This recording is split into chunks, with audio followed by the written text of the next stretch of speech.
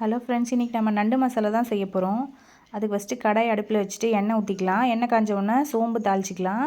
சோம்பு நல்லா பொரிஞ்சதுக்கப்புறமா பொடியை கட் பண்ணி வச்சுருக்கிற வெங்காயத்தை சேர்த்து நல்லா வதக்கிக்கலாம்.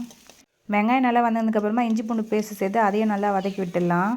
இஞ்சி பூண்டு பேஸ்ட்டு பச்சை வாசனை போனதுக்கப்புறமா பச்சை மிளகாயும் கருவேப்பிலையும் சேர்த்துக்கலாம்.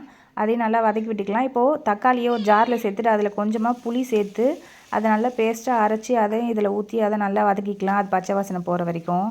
தக்காளியோட பச்சை வாசனை போனதுக்கப்புறமா மசாலாலாம் சேர்த்து நல்லா வதக்கி விட்டுட்டு அது கூடவே க்ளீன் பண்ணி வச்சுருக்கிற நண்டையும் சேர்த்துட்டு அதுக்கு தேவையான உப்பு சேர்த்து நல்லா கலந்து விட்டுடலாம்.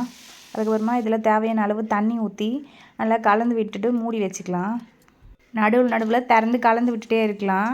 இந்த மாதிரி நல்லா திக்காகி கிரேவி மாதிரி வந்ததுக்கப்புறமா லாஸ்ட்டாக அதில் மிளகுத்தூளும் கருவேப்பிலை கொத்தமல்லியும் போட்டு இறக்குனோம்னா சூப்பரான நண்டு மசாலா ரெடி. நல்லா காரசாரமாக நண்டு மசாலா ரொம்பவே சூப்பராக இருந்துச்சு.